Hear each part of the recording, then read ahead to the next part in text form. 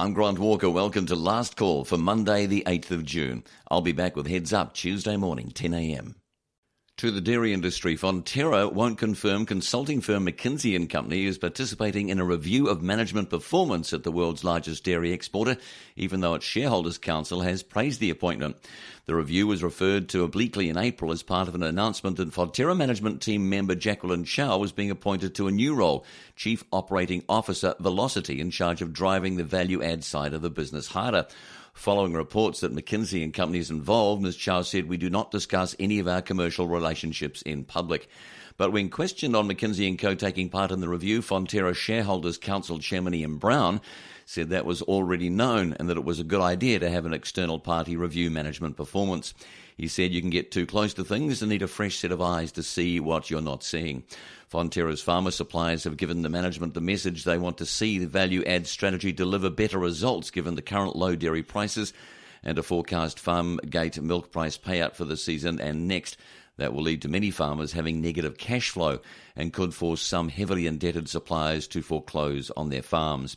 This season's forecast pay is at $4.40 kilogram of milk solids, and the opening forecast for the 2015-16 season is $5.25, while Dairy New Zealand has said the break-even point for farmers is $5.70.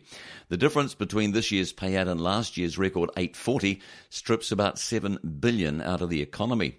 Fonterra said today it's not commenting beyond the April statement, which announced Ms. Chow would lead a team including internal and external expertise to work with Fonterra's management to boost performance across the co-op and deliver more cash to farmers. That statement said everything was in scope and we're taking nothing off the table. Progress made will be presented to farmers at Fonterra's annual meeting in November, the statement said. Fonterra used another team of external advisors in 2013 to review its handling of the botulism scare. The inquiry found a lack of senior oversight of crucial decisions and the need to address a Fortress Fonterra perception held by a high number of key stakeholders. Last year, McKinsey & Co., in a report commissioned by the Business Council of Australia, said while New Zealand's dairy exports and milk production had boomed, Australia's had lagged behind. It advised Australia to emulate New Zealand in overlooking competition concerns and create a dairy monopoly like Fonterra. The firm was a key advisor on the New Zealand dairy industry's move to establish a mega co-op 14 years ago, and in 2002 it was also called in to review Fonterra's disputed governance practices following a surprise board resignation. Competition watchdog the Commerce Commission last week began a lengthy process that will look for evidence that Fonterra faces the competition its legislation was intended to ensure. If the review required under the Dairy Industry Restructuring Act 2011 finds competition is insufficient, it could try to force more on Fonterra. Let's talk Auckland rates. Alternatives for reining in Auckland Council spending to keep rates low will be discussed at a public meeting next week. Aucklanders Ray Calvert and Dick Cuthbert, a long-time protester, have organised the meeting to give ratepayers a chance to vent their frustration over a 9.9% average rates increase and to work out how they want to make their opposition known. Speakers at the meeting on Wednesday night will include MPs, political party representatives, mayoral candidates for next year's council elections and councillors. Mayoral candidate Stephen Berry from Affordable Auckland says he will be exposing Len Brown's practices during the long-term plan consultation. The Mayor already had a plan to get voters to endorse his spending, he says, and then deliberately and methodically manipulated the process to achieve this. Mr Berry says rates increases should be kept within the level of inflation. This requires the council to only spend money on core services as laid out in the Local Government Act 2002. He says Section 11A of the Act defines core services as network infrastructure, public transport, solid waste collection and disposal, the avoidance or mitigation of natural hazards, and libraries, museums, reserves, and other recreational facilities and community amenities. Mr Berry says council spending should be divided into three areas: the must-haves mandated by the Act, the nice-to-haves such as stadiums and festivals, which must be put aside until the council is able to do its core functions without increasing rates, and the what the hell, such as the sculpture at New Lynn some thought resembled a penis, or the $10,000 spent attaching cowbells to a traffic light in Three Lamps Ponsonby. Those things, he said, should never be funded by the council. Mr Calver says while the rates increase does not worry him personally, as he has a good job and can afford it, he's concerned about the poorer South Auckland suburbs. Rates increases will hit 16% in Otahu and Mangere, for instance. He says low-income families or pensioners on fixed incomes cannot afford to continue paying big rates increases, particularly when Mr Brown has consistently campaigned and publicly stated he would hold rates rises to 2.5 to 3.5%.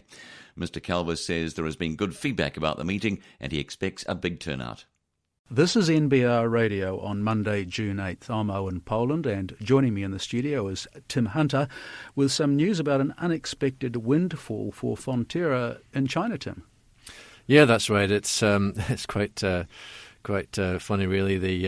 The share price of their investment in a Chinese company called BeingMate has increased hugely since they bought it, amid a huge amount of enthusiasm on the Shenzhen Stock Exchange. I guess it's kind of like 50%. It's enormous, yeah. Yeah, I mean, yeah. it's making them look very good. It's obviously somewhat academic for Fonterra, because they didn't buy in with any intention of ever selling in such a short term. Their purpose is to use BeingMate as partners to get better access to the Chinese market internally, and it should work well for them on that score. But it's certainly interesting to see how crazy the Chinese market can go when people sort of work up some enthusiasm for it. Yeah, we should talk a little bit more about the Shenzhen market in a minute, but has Fonterra had anything to say about this rapid rise in BeingMate share price? No, they haven't, no. I mean, obviously, technically, if there was any particular reason behind it, they would have to disclose it. And there has been no disclosure, certainly from Fonterra. So if they're not aware of any reason, it's possible that if there was a reason, BeingMate might be aware of it, and it hasn't quite filtered through to us over here. But I think that's unlikely. It looks to me much more like just enthusiasm in China. Well, let's talk about the enthusiasm in the Shenzhen market in particular. I note has risen 180%.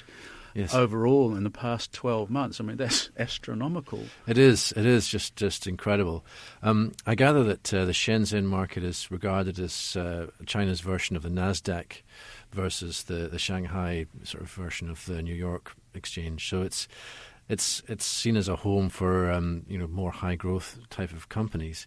But even so, it's just crazy to see gains of that nature, and you would certainly figure that they are unsustainable.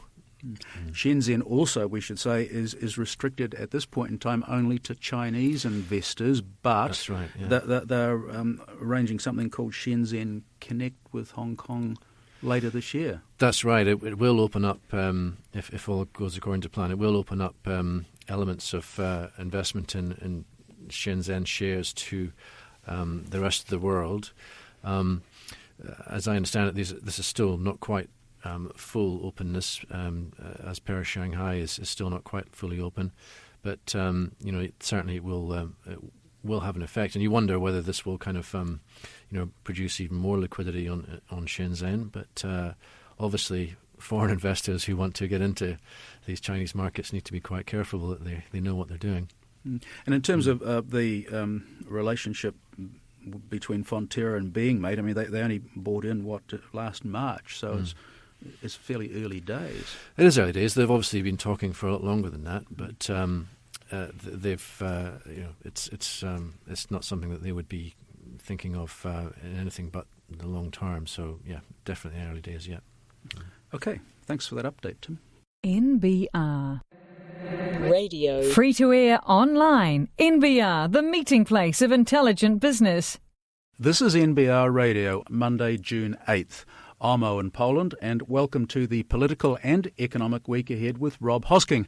And Rob, I guess the big talking point this week is Thursday's Reserve Bank statement. Yeah, this is an unusually contentious one. Well, they're all contentious. Economists tend to be a fairly argumentative bunch, but this is particularly so because the overnight index swap markets are already starting to price in a cut on Thursday. And they're pretty much priced in a definite cut. If not this Thursday, then at next month's OCR review. And that's some economists are sort of saying, yep, that's a near certainty, and there's quite a few others who are sort of suggesting, look, that's a bit premature, and there might be one in the spring or maybe even summer, but early summer in December. But it's a little it's a little early to be doing that just yet. It's the trickiness is around, on the one hand, you've got inflation, which is just going through the floor. The next consumer price index will probably be a negative number. And it's been a long time since we've had annual negative inflation. You've got to go back to the Asian crisis in the late 90s for that. And then if you want to go back before that, you've got to go back to 1946. So it's a bit of a rare event. But on the other hand, you've got, obviously, the Auckland housing market going crazy.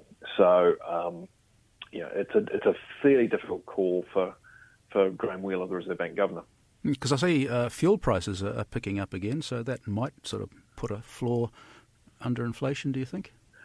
That's one thing, certainly, because they've been one of the biggest drivers of the falling inflation globally.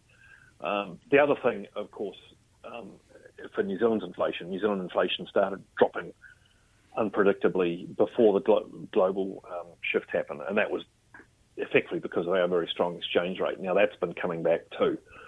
So, there could well be a sort of bottoming out of that inflationary trajectory. But it's still, it's going to bottom out at the highest around 0%. It's at 0.1% at the moment. And, the target band is 1% to 3%. And it's meant to be aimed at around the middle of that point, so 2%. We're a long way off that. There is an argument that the Reserve Bank could start cutting now, because we've got those measures in that have come in the last month, or been announced in the last month anyway, to deal with the Auckland housing market. The Reserve Bank's own LVR, loan-to-value ratio, lending restrictions for property investors in Auckland, and the government's tax changes, which were announced in the budget, plus the register for foreign buyers in the New Zealand property market.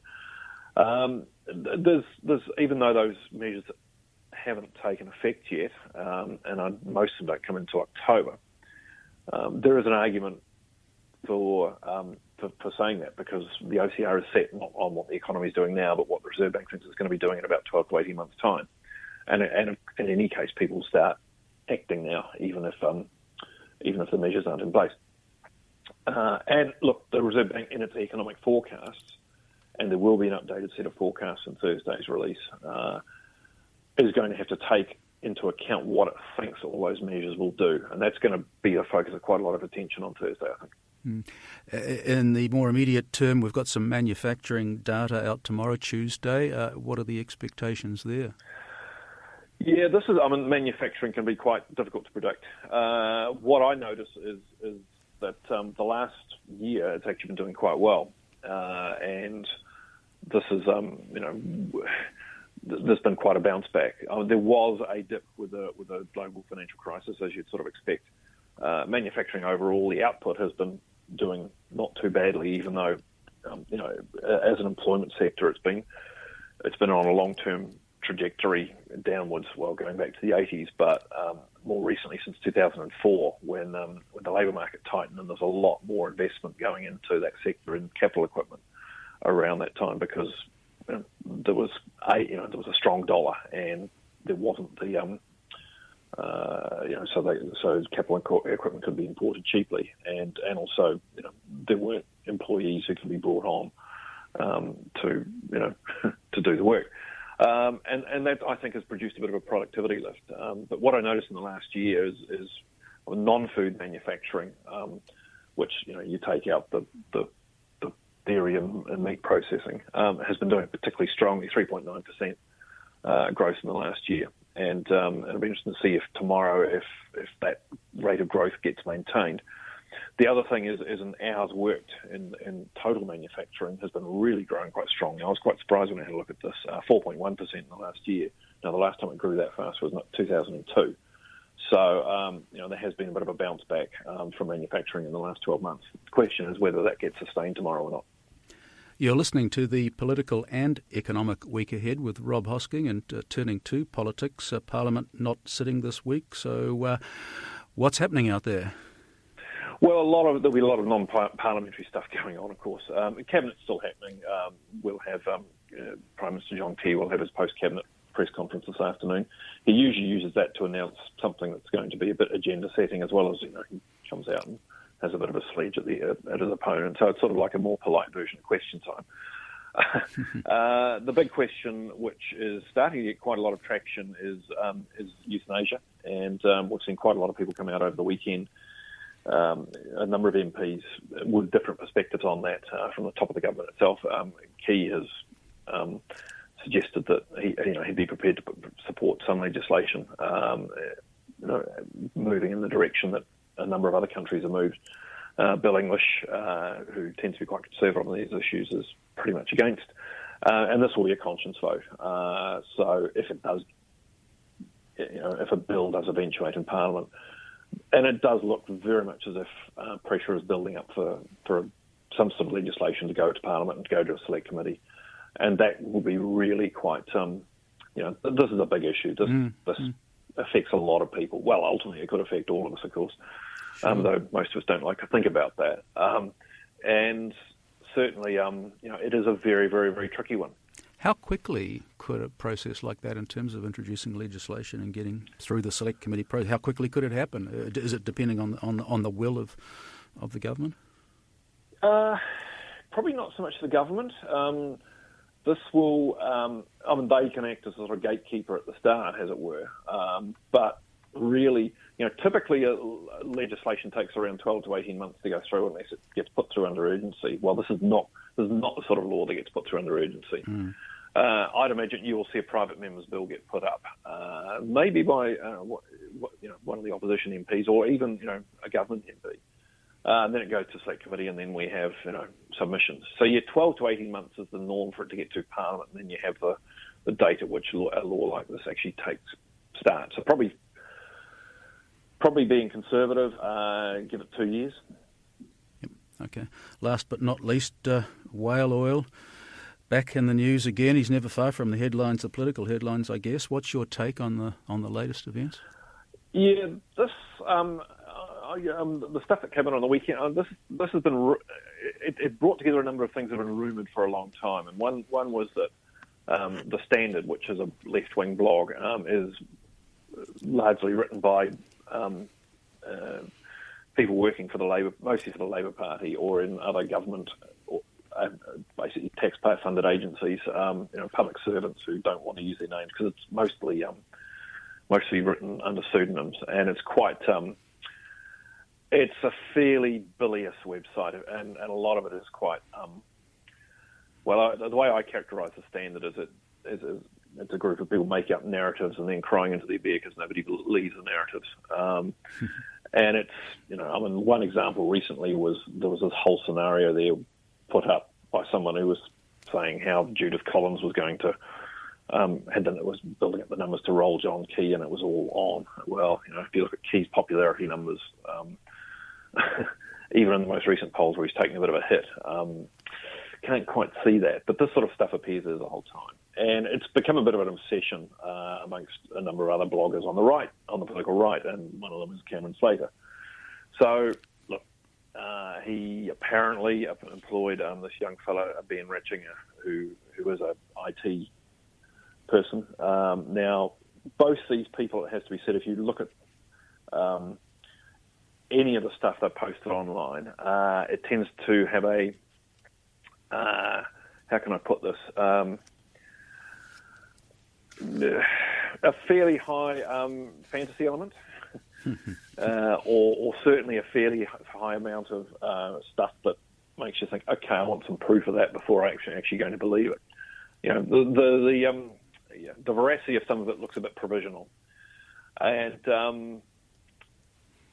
this is sort of dirty politics and all the stuff that blew up last year. It's the next phase of that. But I do wonder if it's reached the point now where it's a few dozen people fighting with each other and the rest of us will all move on.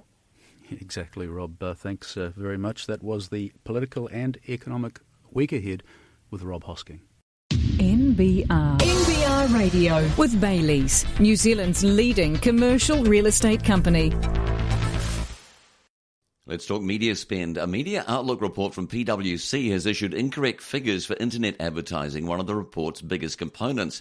PwC's Global Entertainment and Media Outlook 2015-19 says internet advertising revenue reached $442 million in 2014, but this conflicts with the Interactive Advertising Bureau's figure of $589 million.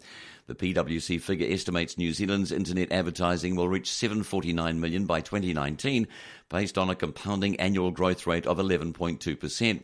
However, using the same growth rate but with the IAB figure, internet advertising should instead reach just under $1 billion by 2019. The consulting firm told NBR Radio it will update its stats with the IAB figures this week. A spokeswoman said the tight global deadline of the report led to the wrong figures being included. Many media outlets have already used the original stats. The report has also been criticised for undervaluing the video game industry. It estimated that consumer spending on video games for 2014 was $159 million. This excludes advertising and hardware. PwC's figures appear too conservative when compared with research commissioned by the Interactive Games and Entertainment Association, which says spend on video games excluding advertising and hardware for 2014 was $291 million. New Zealand Game Developers Association Secretary Stephen Knightley says he has brought the disparity to the attention of PwC in previous years, but to no avail. He said, "I find it kind of ironic because out of all those categories, video games are the most digital, and PwC obviously isn't accounting for the full digital spend." A PwC spokeswoman said aside from the internet advertising category error, the rest of the report is robust. She says PwC does not comment on research by other companies. The report says traditional gaming still makes up the majority of revenue, 64%, but it will lose 2% share by 2019 as mobile and free-to-play gaming starts to chip away at traditional revenue. The PwC figures for other areas of advertising conflict with the other main survey for the industry, the Advertising Standards Authority Turnover Report, which has itself been criticised in the past for inflating radio by combining digital with traditional. By PwC's estimates, online advertising has already taken over TV advertising, something that hasn't happened yet according to the ASA.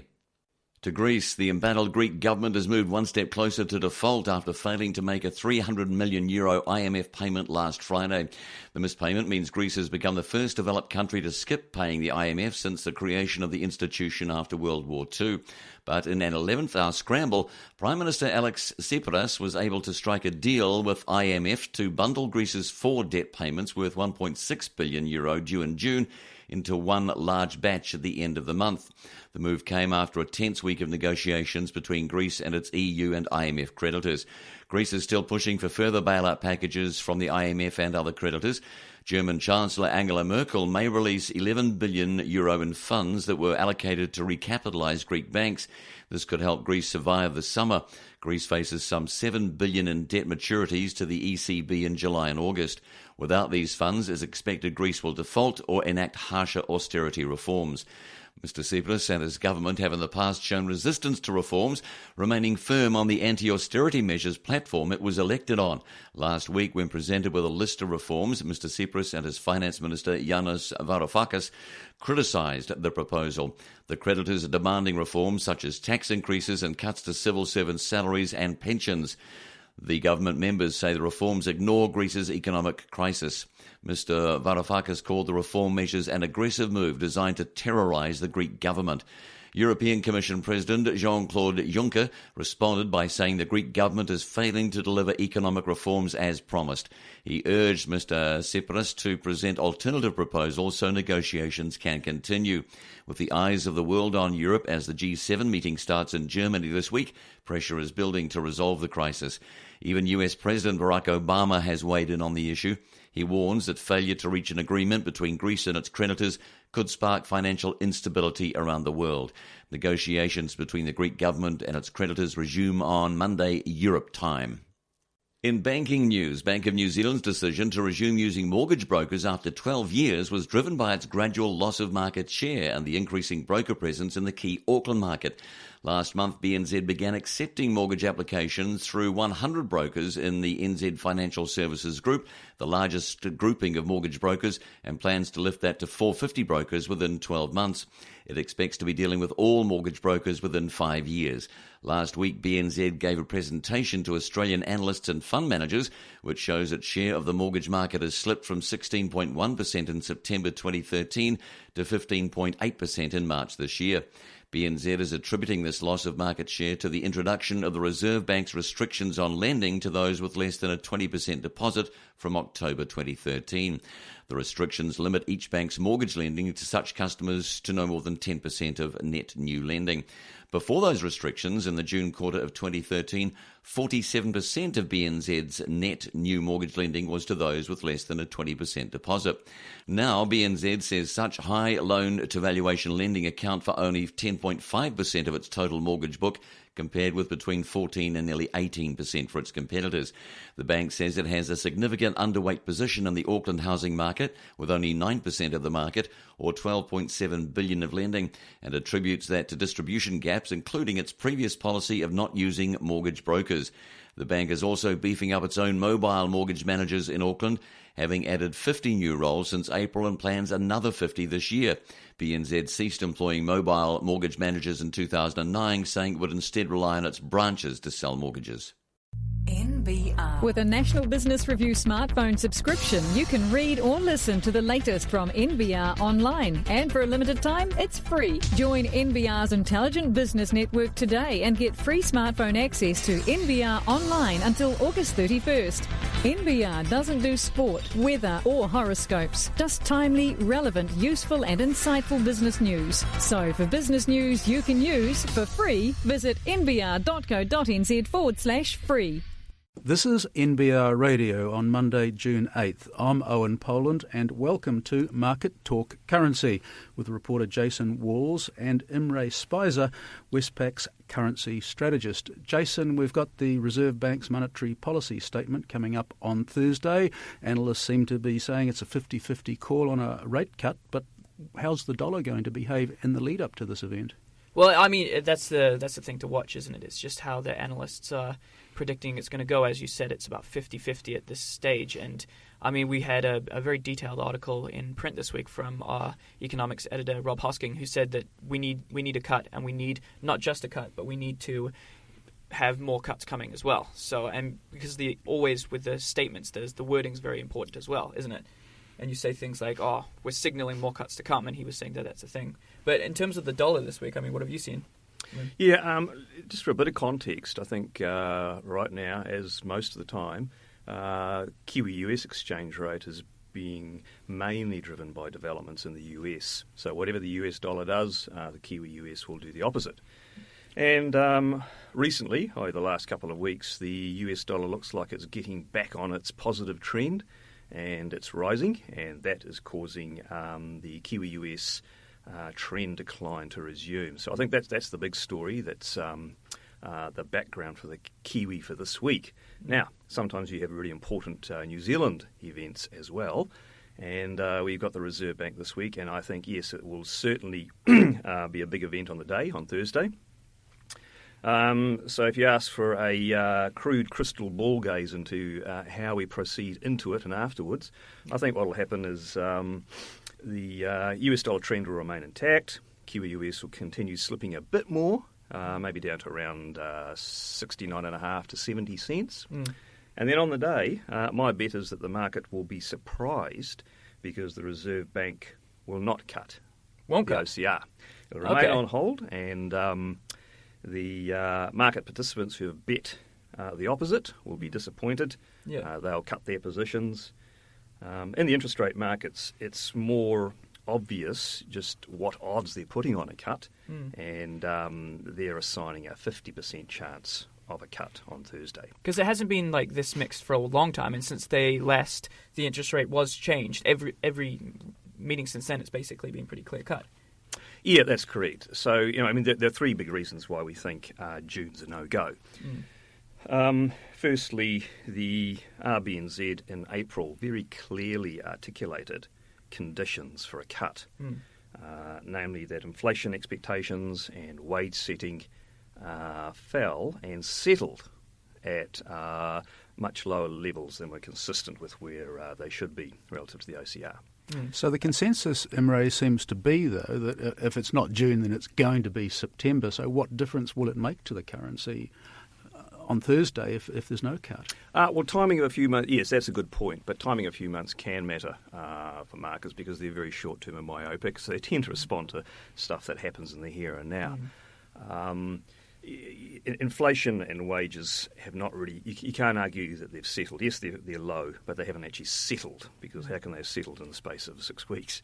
But the more importantly, domestic demand is very, very strong in New Zealand, and that was another condition that they cited for a rate cut.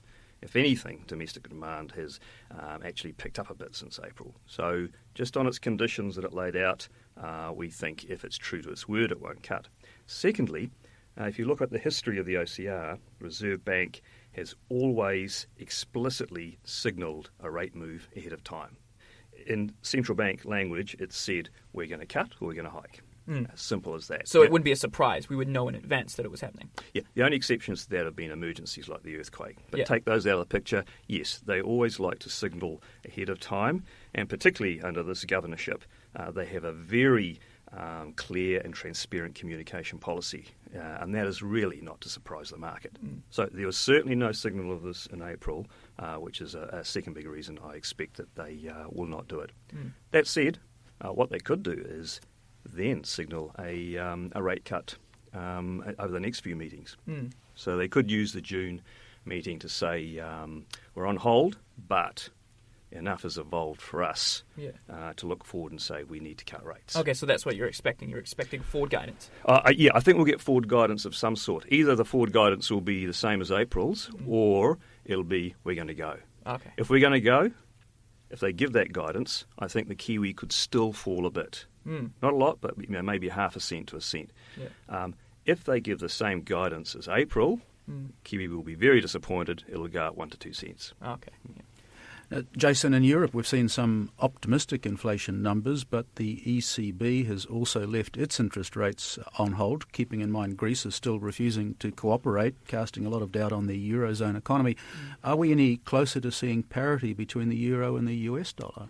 Yeah, well, that's something that's sort of been on the cards for a while now. I mean, it's something that you don't really tend to think about here in New Zealand, but it's actually kind of big moves overseas, and especially this week we saw that positive inflation number. Although it was only 0.3%, it comes off the back of a lot of coming out of negative territory. So it was interesting to see. However, they did keep their interest rates at rock bottom levels, essentially. So that's going to have it's going to make some ripples in the market, especially when you're looking at the US and they've got their interest rate hikes coming up in the future. But I mean, what about you? What's your call? I mean, what are you seeing over there in terms of the parity between these two big currencies? For now, I think much of the negativity in the euro has been priced in. The easing by the ECB has been priced in. So I don't see. I think it'll be a struggle to get to parity in the near term.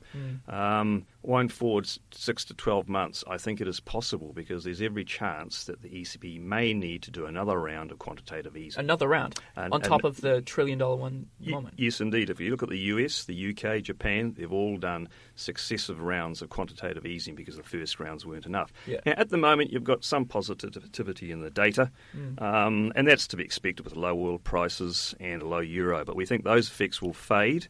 And this is why Draghi, the president of the ECB, just last week said that, yes, we've seen some positivity, but we're not getting too carried away. We remain cautious on the longer-term outlook. So he said the quantum of the current program remains intact. We're not going to shrink that.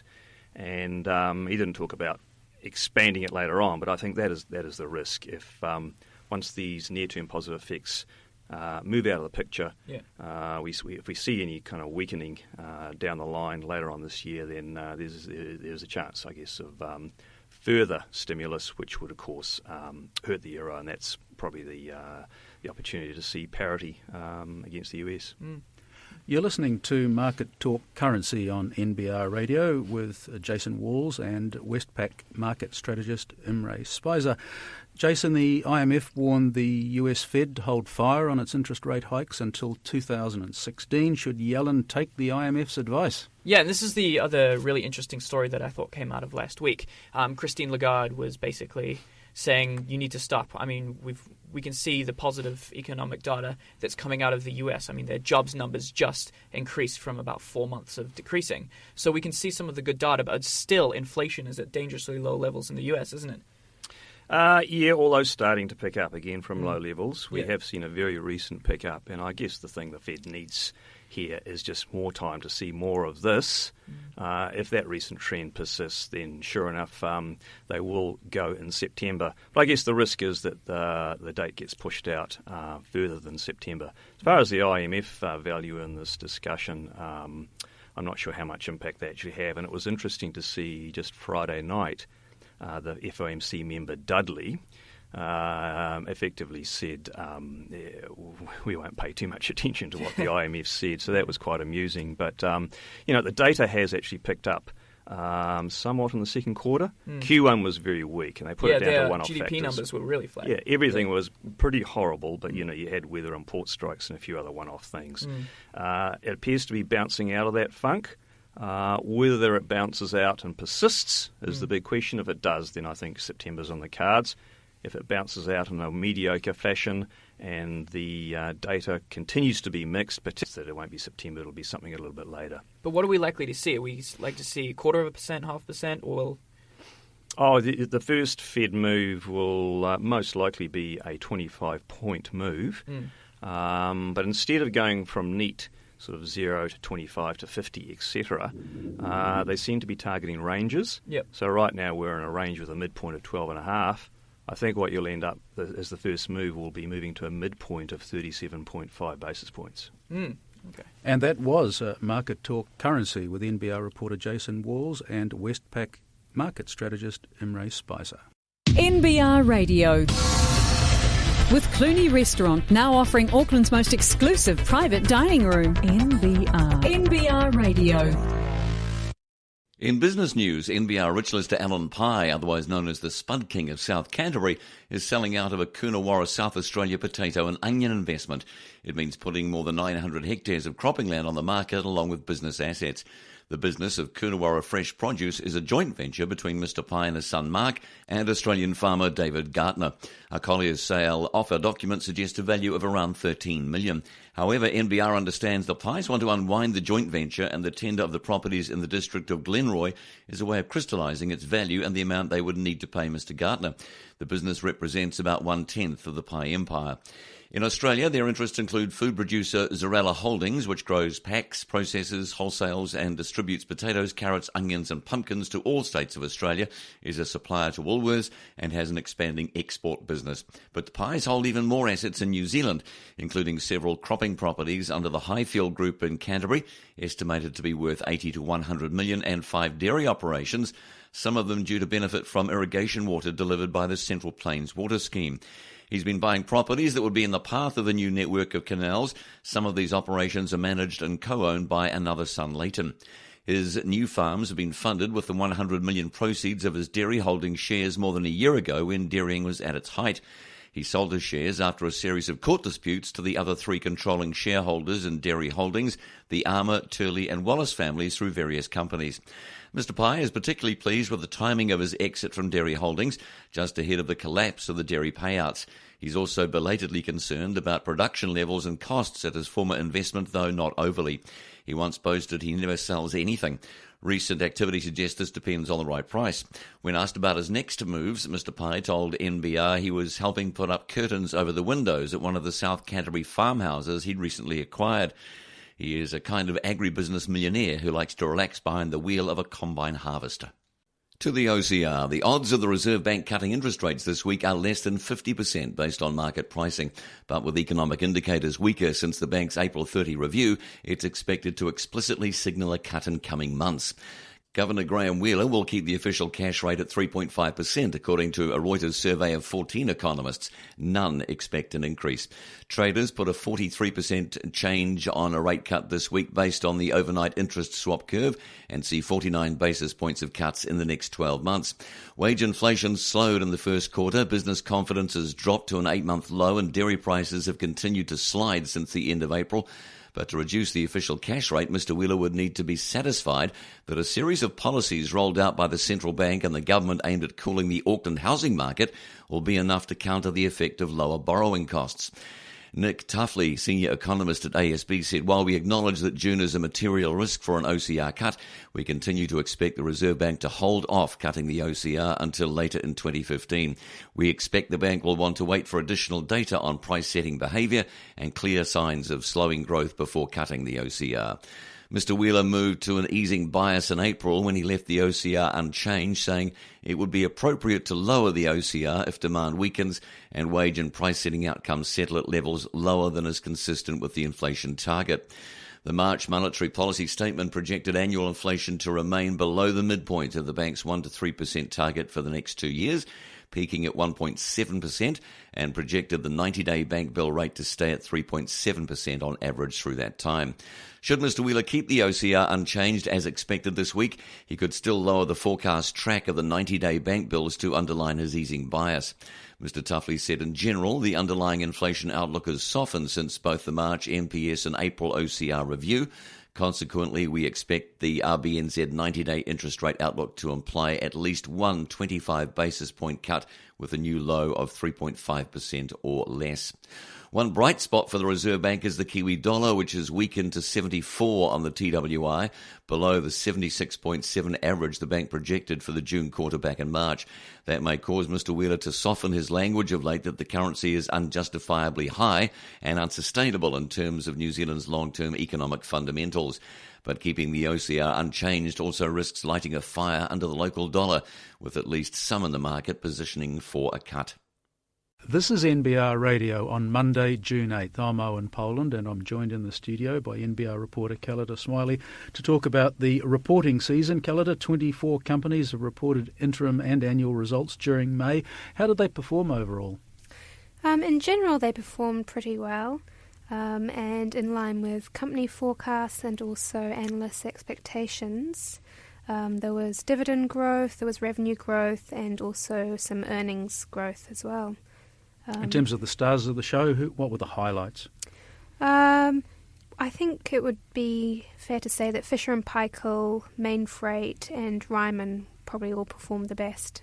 And they're kind of market heavyweights too, which is great. Yes. Yeah, leading the way. Yeah. At the same time, we've got some analysts talking about Australian headwinds. What are they on about? Well, the analysts are saying that the Australian economic environment is remaining pretty difficult and there might be some headwinds from the currency strength. Trustpower and Main Freight both warned that they'd had currency concerns and they thought that Australian earnings might drag on their results in the year ahead. And also there's some suggestions about capacity constraints in the construction industry. Yes, that's right. So the company is a bit like Metro Performance Glass, and they listed last year, so that's a new company on the board. And their management warned that there might be frequent delays to projects in residential and commercial markets, which could make achieving the prospectus forecast a bit harder to achieve. And you mentioned new companies. A number of new companies released results for the first time since launching their IPOs last year. How did they perform? In general, fairly well. I mean, last year was NZX's biggest year for floats in a decade, and there were 12 main board IPOs, and 5 of those released their first result as a listed company last month in May. And Evolve Education and aged care provider Arvida Group, they both beat their forecasts. Metro Performance Glass and Gentrack met their forecasts, but they both warned that there might be issues up ahead which might make it harder for them to reach their full-year forecasts. And the fifth company, E-Road, and they do road tolling technology and have opened in North America. They've missed their revenue forecast, but they said that was due to their revenue model changing, and they said actually it was a positive thing because now they get more of their revenue from rental rather than buying it outright. So is that it for this reporting cycle? Yes, that's right. It was just over the month of May, and the next one should be in a couple of months. All right, Callida Smiley, thank you for that update.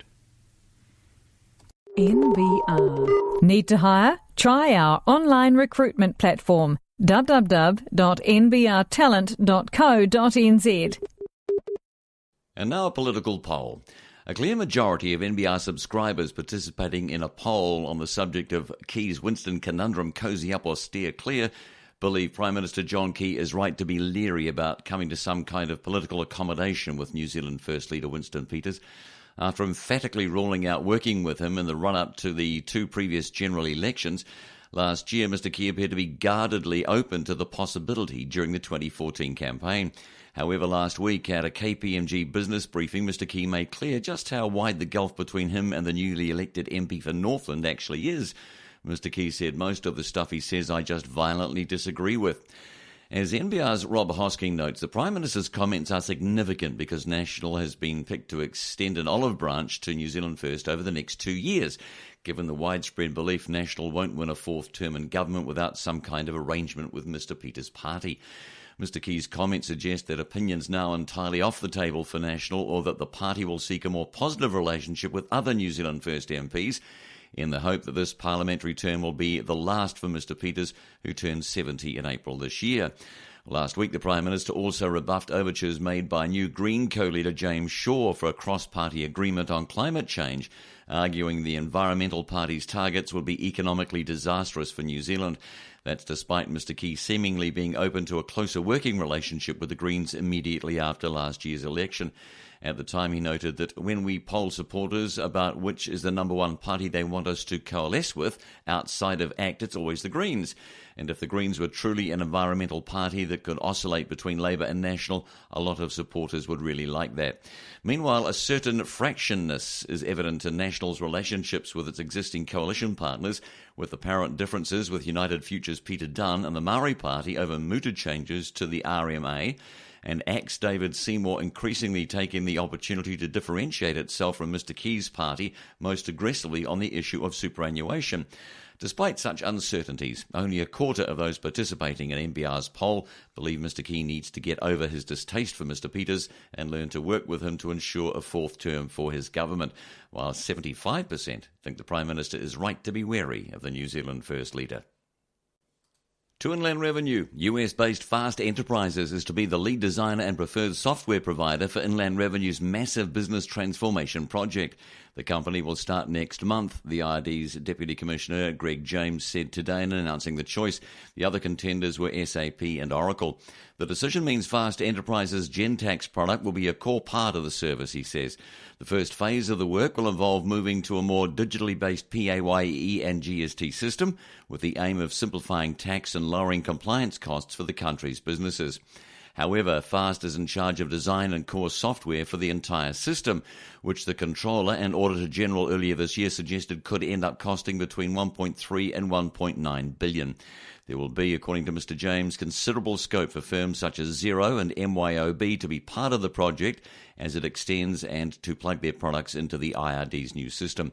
The scope of the project is large, involving not just a replacement of IRD's 22-year-old mainframe-based IT system, but also rewrites of the legislation. Mr James says there will need to be not only substantive rewrites of the Income Tax Act and Goods and Services Tax Act, but also the Tax Administration Act for the full benefit of the new system and its integration with the mobile technology of today and tomorrow to be felt. Tax legislation will be introduced to Parliament toward the end of the year, but this will only be the first batch of such law changes. There will also be scope for some work currently done by Inland Revenue to be effectively outsourced to some of those third-party providers of services, he told a press conference, although he did not go into any detail on this. Mr James says we see the ecosystem around tax broadening. Some of the activity undertaken at present by the IRD could be undertaken by other partners in the ecosystem. Fast is used to administer the tax system in nearly 30 US states. It's also used in Poland, Finland and Malaysia. NBR Radio. With Clooney Restaurant, an unparalleled private dining room choice. NBR Radio. This is NBR Radio on Monday, June 8th. I'm Owen Poland, and welcome to Ask Me Anything, the segment where we respond to readers' questions. And our guest this week is John Barnett, who the listener has described as the godfather of New Zealand film and television production. He was appointed Managing Director of South Pacific Pictures back in 1993 and led a management buyout of the company, and recently sold out in a $1.1 billion deal to Discovery Communications. Of course, John also had a role in investing in the National Business Review back in 1971. So he's got a rich history in New Zealand media, and now he's stayed on, stepping down as chief executive of South Pacific Pictures, but staying on as chairman. And John, welcome to Ask Me Anything. Thanks very much for your time. Your current role as chairman, what will that involve? Well, first of all, the $1.1 billion sale of to Discovery was for the whole of the All Three Media Group. Unfortunately, it wasn't just for South Pacific Pictures, which it had been. I had been, I'd led the management buyout, and I'd been the CEO for quite a long time. And I was keen to get continuity into the company because I'd watched a lot of screen companies in New Zealand which had just finished when the chief executive stepped aside. So I sold my shares. I brought in Kelly Martin as the chief executive, and I stayed on as chair to assist with, I guess, corporate governance, and also because the UK shareholder, was quite keen to have some continuity. But I'm producing 3 pictures for the company. They're 3 projects that I'd seen introduced to the company and done work on in initial stages, but that's my major focus. So at the moment I am there to assist corporate with legal, financial and strategic things, but I go in about 1 day a week, and otherwise, I don't interfere. There's obviously a lot going on in the industry at the moment with different distribution platforms, and we'll talk about that in more detail. But let's kick off with some of the questions from our readers, and someone under the non-deplume of Kimlian Dossange, who says, in some ways, Shortland Street was the poster child for local content, which of course SPP produced, not least because it managed to transcend its NZOA funding requirement to become a self-funding. These days, there's a distinct trend towards subscriber funding models as opposed to the advertising free-to-air model on which Shortland Street survives. The question is, what potential do you see for local New Zealand content in the digital future? I think that it's a difficult transition. And one of the things that's happening globally with digital platforms is that material that's being made is being made for a large domestic market in the first instance. So if you look at the successes of whether they're Games of Thrones or Mad Men or shows like that, the domestic market that underwrites them can put up enough money pretty much to guarantee their green light and continuity. In the case of Game of Thrones, it's pre-sold to a number of territories, so HBO is pre-sold it to a number of territories. To do that out of New Zealand is very, very much harder. Our domestic market is very small, and the immediate acceptance of New Zealand content by international markets is not guaranteed. So the average hour of drama in New Zealand is about $600,000 an hour, and I don't see in the short term any domestic digital platform paying for that. I don't see any international platform paying for it. I think that the model that's emerged, which has got some degree of state funding, New Zealand On Air, and a broadcaster with a licence fee, will continue to be the dominant platform for funding local drama. A related question here from Tony Siu, who says, does exporting Kiwi shows as a remake for the overseas market work? The American and English remakes of Outrageous Fortune never took off, and then there was Scoundrels, which didn't make it past the first season on ABC. Well, Scoundrels was the American remake. Honest was the UK remake. That's the first time that anybody's remade a New Zealand show. It's very much harder. I mean, in truth, I think that both of them would have worked better on digital platforms. Scoundrels played on ABC, and that's a free-to-air platform, and they weren't able to do as much with it as we'd been able to do. And so I don't think it ever quite found its audience. So it's possible to get remakes, but the amount of money that comes off them is very, very small. I mean, you're talking about small license fees. Even if you were to remake something here, you only pay a small percentage of your budget. So it's useful money. And in fact, the options that we've had on quite a lot of our programs have been useful money, but they don't pay the wages. You're listening to Ask Me Anything with television producer John Barnett. A question here from Stephen Knightley. The film and TV industry leverages various government programs to develop its IP. However, the fast-growing yet young interactive and video games sector is excluded. This looks like old-school thinking. Should interactive productions be able to access these IP development programs, and would there be an economic or cultural benefit for New Zealand? I think that the idea of having some funding for games is not unreasonable. I think that the current funding, particularly the New Zealand Film Commission and to a lesser degree New Zealand On Air, are certainly screen-focused. The games industry, I believe that it's most probably cheaper to develop a game than it is to develop a full series. Now, I know a lot of money does go into them, but I'm all in favour of games being encouraged, because I think that it's a big development for New Zealand, and we could make a lot of money for it as a country. A lot of questions around Netflix and those particular distributors. One here from Amanda Palmer.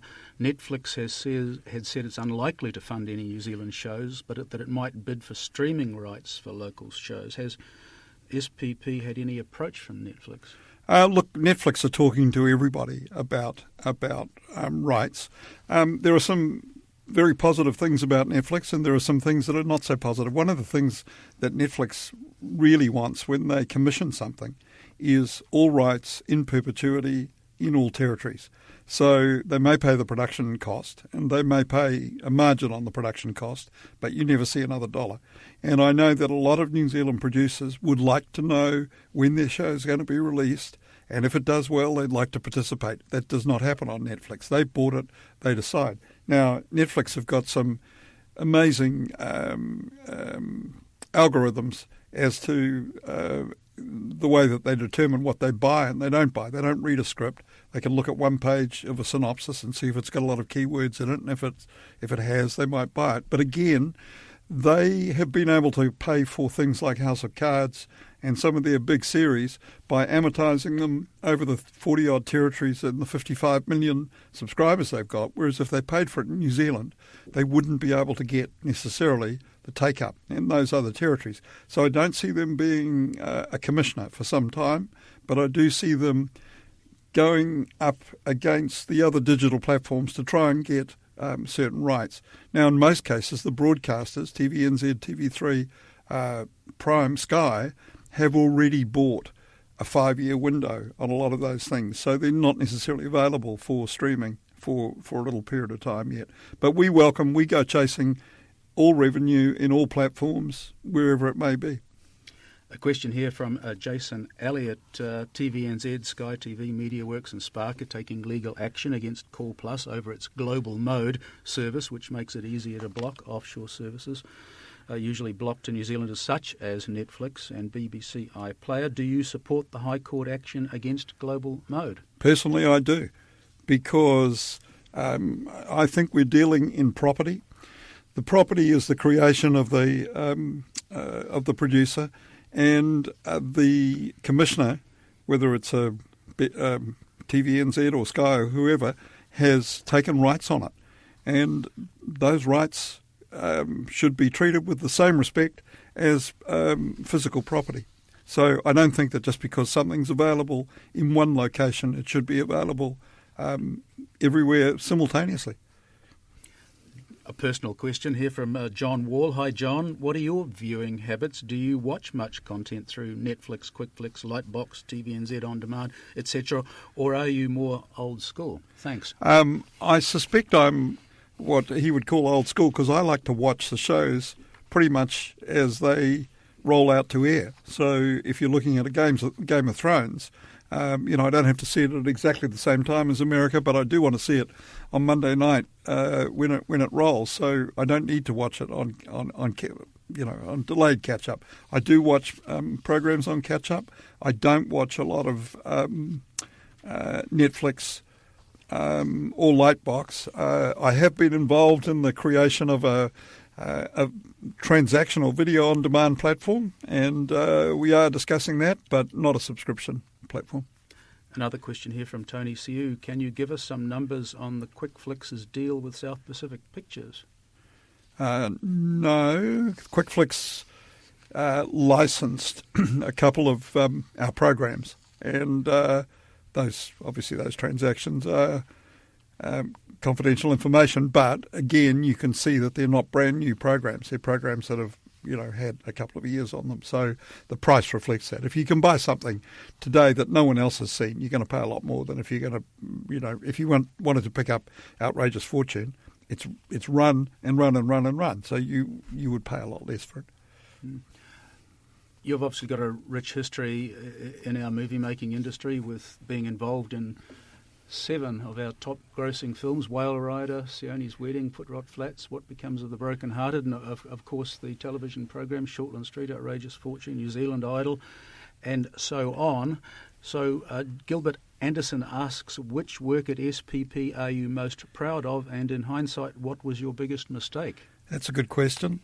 I do like to say that they're like all of them are like your children, and you don't make anything that you don't really want to make. I'd have to say that the success of Whale Rider has been the calling card for us all around the world. In the year it was released, it was the second most successful independent film in the world after Lost in Translation. And it took me 17 years to get it on screen. So yes, I'm very, very proud of that. But I'm equally proud of all the things we've done. And I think, when you look at Shortland Street on air for 25 years, attracting close to 500,000 people a night, every night, 5 nights of the week, it's phenomenal the impact that's had on this country. The NBR's Nick Grant has a number of questions for you, John. Surprise, surprise. And the first one is related to this topic. You played a significant part in making Fred Dagg a national icon when you were John Clark's manager in the 70s. What's your favourite Dagg-related anecdote? Look, that was an absolutely wonderful time because there wasn't really a private... There wasn't a business, and I think that we kind of made it to a large degree. First of all, John Clark became, the best-known New Zealander, and yet in the 2 or 3 years that we were doing things together, he wasn't on screen for more than about an hour and a quarter in total. So there were very, very limited appearances. I think the thing that I'm personally most proud of is the fact that we made an album, or they used to be called records, called Fred Dagg's Greatest Hits, which was his first track. And I went to EMI and they offered me what I thought was a pretty silly royalty deal. And they said, we're not increasing it. And I said, what about if it goes over 20,000, would you go up 0.5% for, or not 0.5%, go up percentages for every 5,000? And they said, yes, of course we would. Because nobody sold 20,000. Well, we sold 120,000 albums, and our royalties were bigger than the Beatles. So that was something I was very proud of. You're listening to Ask Me Anything, the segment where we respond to readers' questions, and our guest this week is South Pacific Pictures Chairman John Barnett. John, another question from Nick Grant from NBR. 2 years ago, there was alarm amongst the New Zealand screen production community, particularly in Auckland, that the sector was in serious decline. Now it appears to be booming. What do you put the turnaround down to? I think that's quite simple. The increase in the incentives has made all the difference in the world. So the government was very keen to see the big budget offshore pictures come in, particularly to keep James Cameron here to make 3 more Avatars. And along with the introduction of the incentives for the big budget screen initiative, there was a campaign very much driven, I think, by Patsy Reddy, the chair of the New Zealand Film Commission, to ensure that local domestic production also was looked after, and that has resulted in an enormous upsurge in production here, and I think that it's only going to get busier for the next couple of years.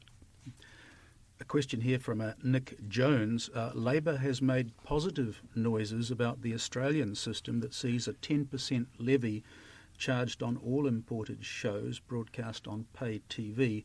Funds from the levy are then invested in local production.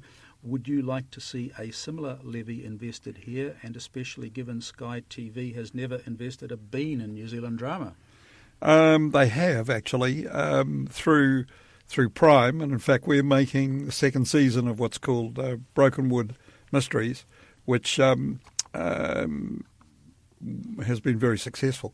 But I would have liked to have seen it. I'm not sure whether it's too late. I mean, I think that once you've deregulated to the extent we have, it's very difficult to roll these things back. But I would have liked to have seen that at the outset. A related question from Ian Gregory. In the past, you've been strongly critical of the Film Commission, saying it approves way too many films from arty-looking first-timers who hang around its office.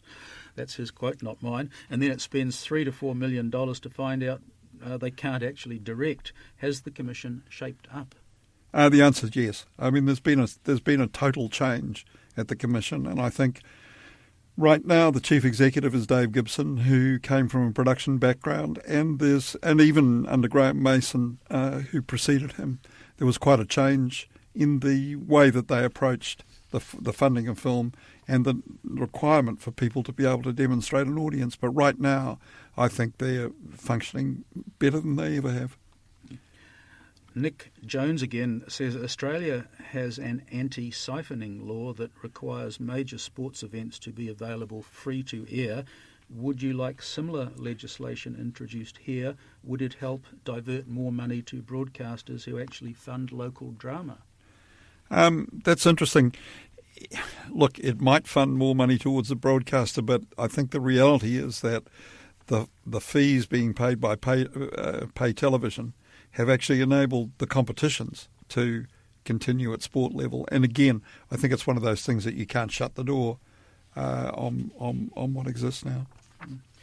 NBR's Nick Grant asks, are you concerned about the way in which funding for New Zealand On Air and the New Zealand Film Commission has been declining in real terms for some years?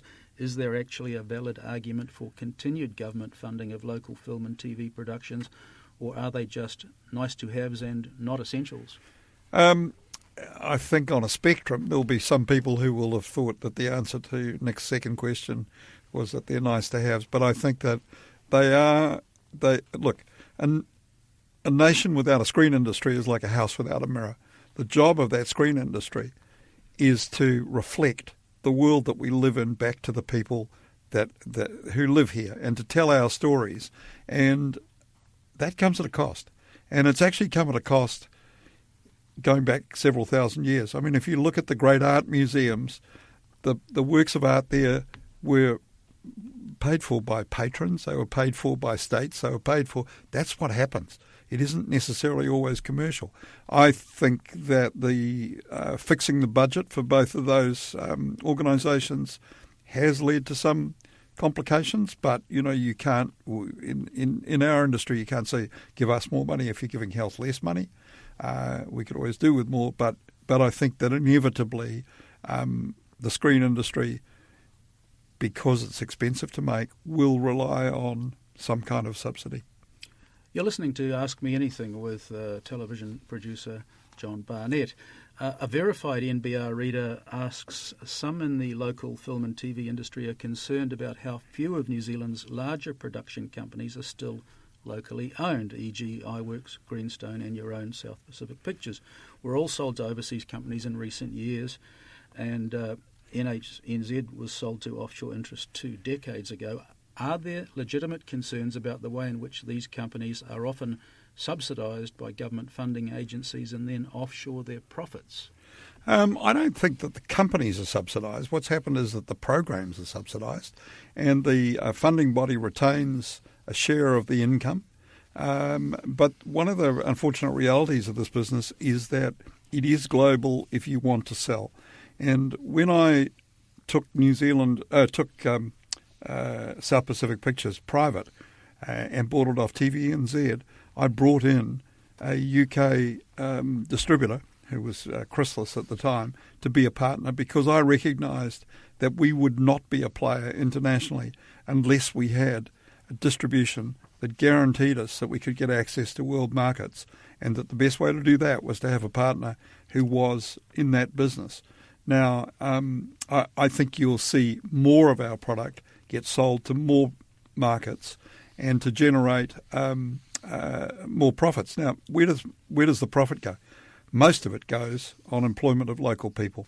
And, in any company, the turnover and the profit, or the profit's a percentage, small percentage of turnover, and maybe that gets exported, but most of the money stays here. And in fact, a high degree of our profit comes from the overseas sales, because the margins on production are quite properly fixed by the funding bodies. So there isn't excess profit going out of state fund offshore. That money is coming from the sales that we make, and also on shows like Shortland Street, which doesn't have $1 of state money in it. Not surprisingly, there have been a number of questions submitted about what's going on at MediaWorks and TV3, and NBR reporter Nick Grant kicks it off. What do you make of the current goings-on at MediaWorks? For instance, do you think management made the right decision about Campbell Live, and do you think TV3's increasing reliance on reality and event shows is a prudent strategy? That's a difficult question for me, because I think that when you're in a high-profile business like media, management do have to make the decisions, and they most probably learn faster than if you're in a trucking business whether they've made the right decision or not. Would I have done some of the things that they've done? Possibly not, but I don't feel that I can comment on them to the extent of saying that they were wrong. I think a short period of time is going to tell us whether they're right or wrong. I think the emphasis on reality, again, they've just commissioned obviously drama with West Side, but they have decided that that's where they're going to go. I mean, I think there are some international commentators who say that reality is not as engaging for audiences, but that's been their decision. You mentioned West Side. Nick Grant also asks, given MediaWorks' current programming strategy, what are the prospects of a second season of West Side? Well, I hope after the ratings that the prospect of a second season is very high. Fair enough. Certainly, TV3 would like to see a second season. Nick Grant also asks, how realistic is MediaWorks' ambition to have its own local soap for its 5:30 weekday slot? I think that's a big call on their part, because the advertising, the available advertising in that slot is not particularly high, and a soap, even though the cost per episode is considerably less than 1 hour drama, it's still greater than I think the available advertising in that slot. We at South Pacific, we've been making Shortland Street for 25 years, but one of the things that you have to think about all the time is how much revenue does TVNZ earn in that half hour because we have to be able to make it for less than what they can earn because they're paying for it. So if you're at TV3, you have to think, if there's this much available, can we make it for that? And I think that's a challenge. A final question from Nick Grant at the NBR. What are the implications of Oak Tree Capital taking a 100% stake in MediaWorks investments for the media company's short to medium-term horizon? In some ways, you might think that it's quite a good thing because Oak Tree is a very, very large company. And whilst they'll be looking for performance, they've most probably got the ability to wait or to try some strategies, and if they don't work, they can try something else. And also, I suspect that the fact that there's only one shareholder now makes that job a lot easier than when you have the consortium of banks, because once you have a consortium of different investors, inevitably people have got slightly different views about what should be happening to their investment. So the fact that there's one investor there now, I think will strengthen management's hands. That investor was an investor in Channel 9. It knows about broadcast. It knows most probably when to interfere and when not to interfere. So I think in the short to medium term, it's good for TV3. A change of tack, John. Mike Robertussen asks, how much content has South Pacific Pictures created for the Aussie market? Is there potential to expand there? We've actually created more than any other New Zealand company. We would have sold every year, most probably, Shortland Street actually runs on cable there, but so pretty much everything we make plays in Australia. We've just made a series for Channel 7, first time ever that Channel 7 have commissioned a drama series outside Australia, 800 Words, which stars the stars of Packed to the Rafters, Eric Thompson, and we wrote it. We created it, and Channel 7 agreed that we should produce it in New Zealand. So that hasn't happened before, and we're pretty thrilled to have done that. This is a final question, John, from Paula Browning, and it's a bit kind of into the looking glass, I guess. Now that the digital direct-to-customer distribution options have now changed, how do you view the viability of new projects as opposed to a decade ago? I think that it's more difficult. I think that in some ways the broadcasters here, TVNZ, TV3, Prime, in commissioning, have a degree of control over their fate that they don't have when they acquire a program. So let's say that they acquire, NCIS.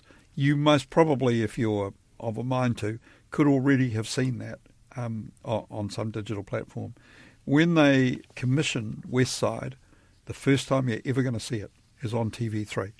And that's where TV3 can dictate when it goes out, what time, the frequency, all of those kinds of things. So in many ways, the commissioning of local production, particularly drama, is very important to the local channels to keep their identity and their control. So that's good.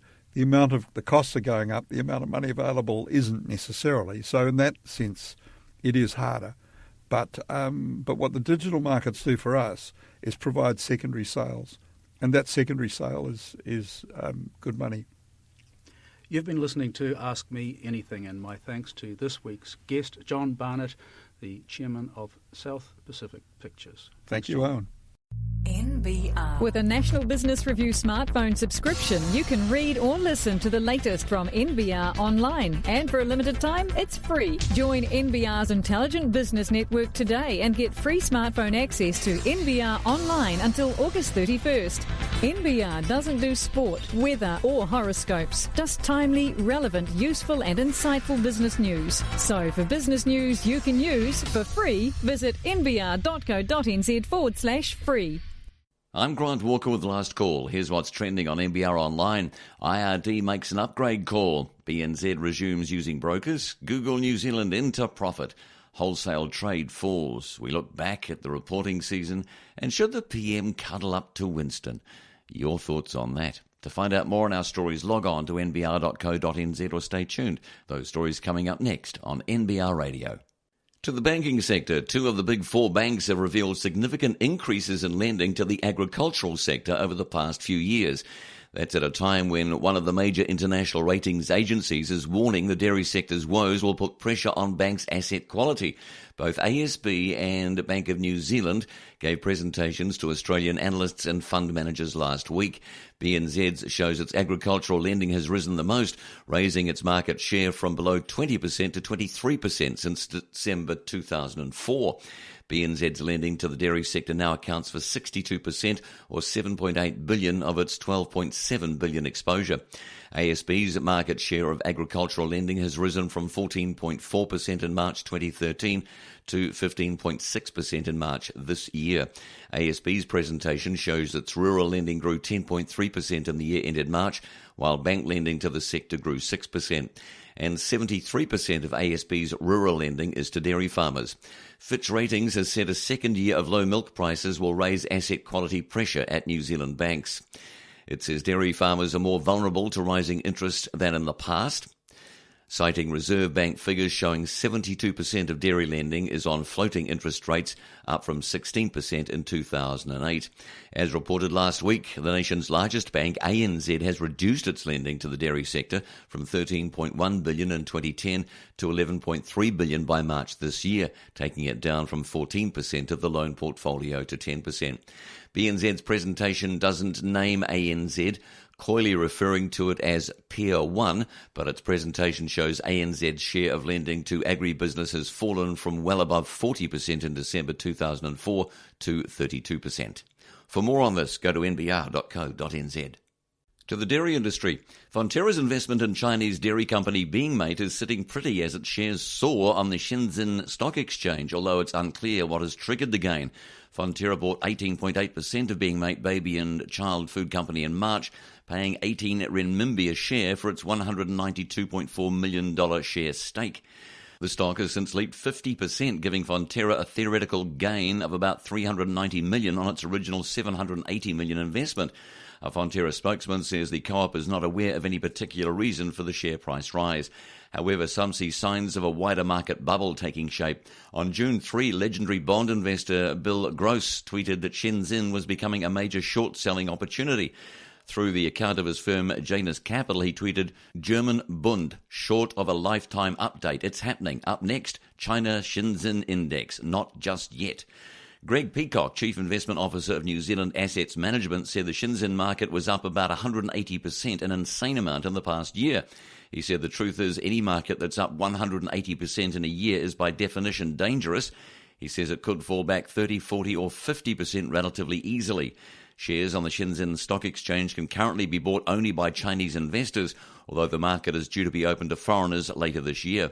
A link to the Shenzhen via the Hong Kong Stock Exchange, known as the Shenzhen Connect, is planned for the third quarter of this year, according to Reuters.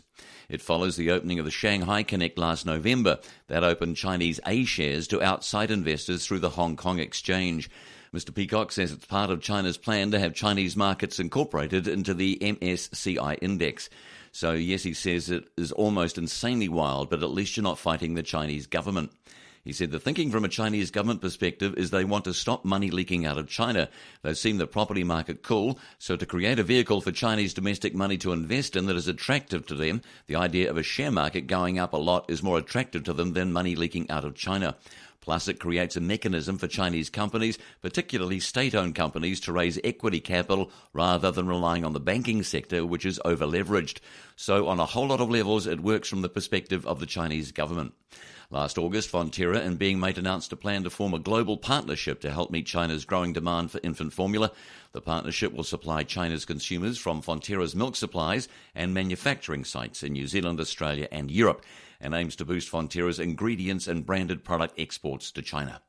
To market news, Goodman Property Trust, the country's second biggest listed property investor, has ratcheted up development plans with 4 new industrial projects in Auckland worth $45.8 million.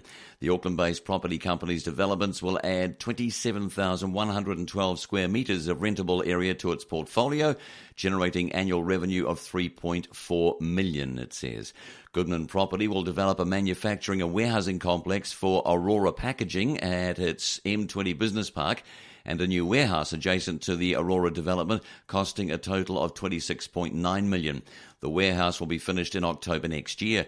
The company will also increase the planned CSR Viridian expansion at Highbrook Business Park and build warehouse facilities for Holden, New Zealand at its Saville Link estate by May 2016 for a combined cost of $18.9 million. Goodman Chief Executive John Dakin says strong property fundamentals and continuing customer demand is allowing us to accelerate our development program. With new businesses choosing to locate to design-built premises at our estates and existing customers exercising expansion options, we're targeting $100 million to $150 million of new development projects annually. Goodman Property has been increasing its development work after selling $150 million of properties last year as part of a strategy to improve the quality of its portfolio. It also has a joint venture with Singapore Sovereign Wealth Fund, GIC. The property investor's property portfolio and development projects were valued at $2.1 billion as at March 31.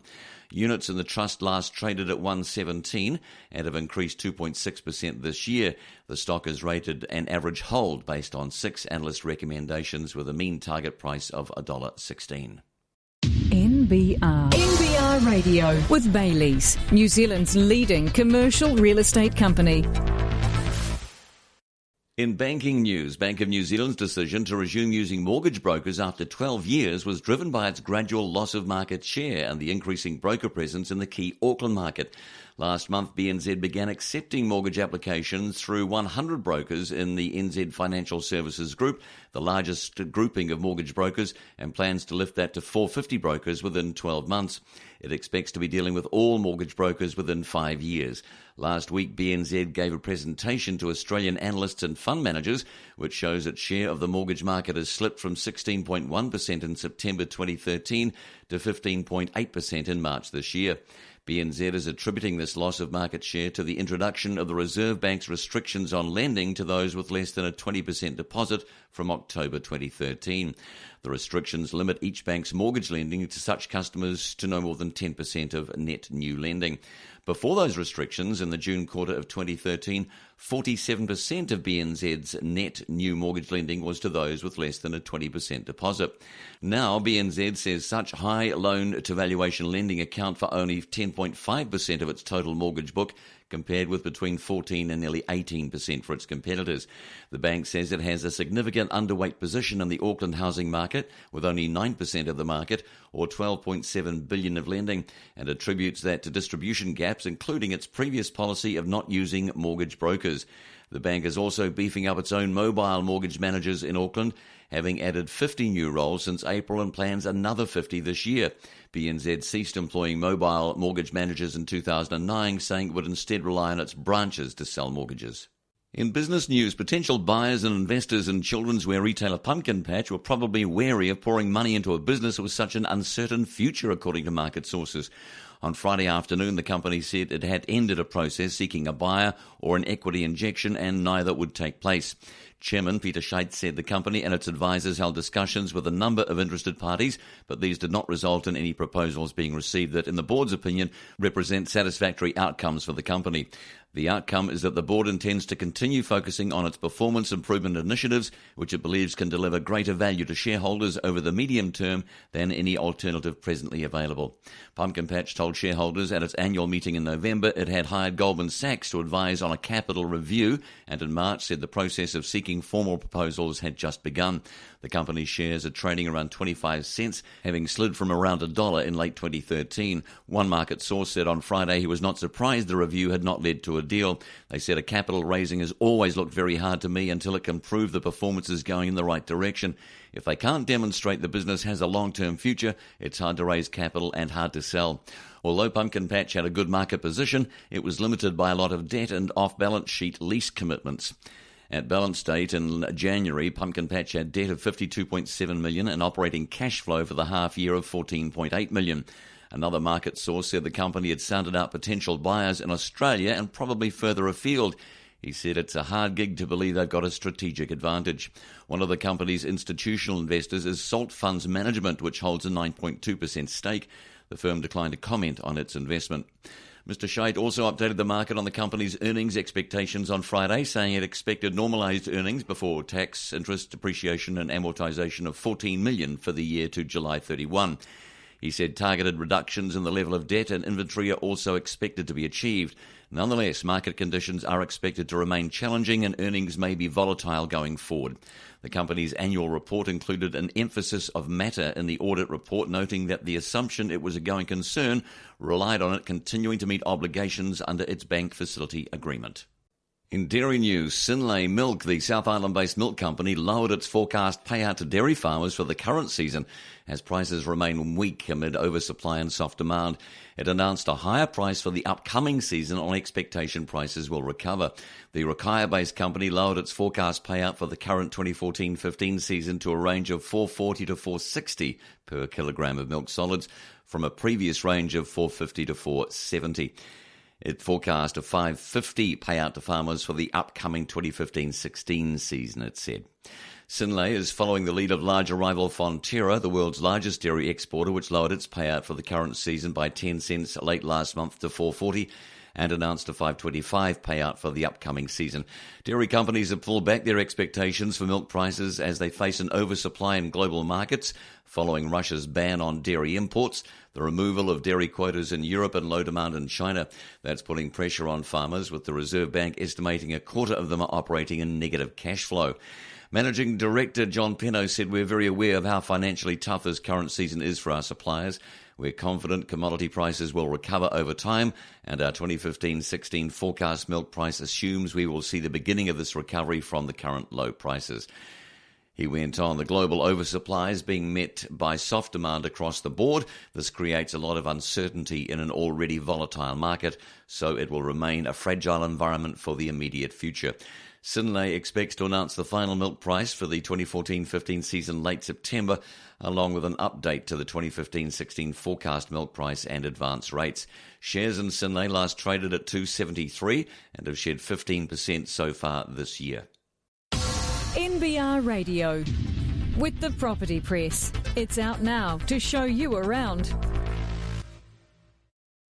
In business news, the buyer of Queenstown's Goldridge Hotel will acquire it at a time when the accommodation industry occupancy level and nightly rate is at a high. Dorchester Property Trust recently announced the sale of the hotel to an entity related to a director. Dorchester Property Trust was set up in 2010 from the wreckage of the Dorchester Pacific Finance Group. Director Paul Burns has revealed the director involved in the acquisition is John Gosney. According to a biography on the Dorchester website, Mr. Gosney is a professional company director with management experience and a background in finance and investment. He joined the Dorchester board in May 2008 and represents the interests of Hugh Green Investments. He's a director of a number of private companies and has interests in commercial and industrial property.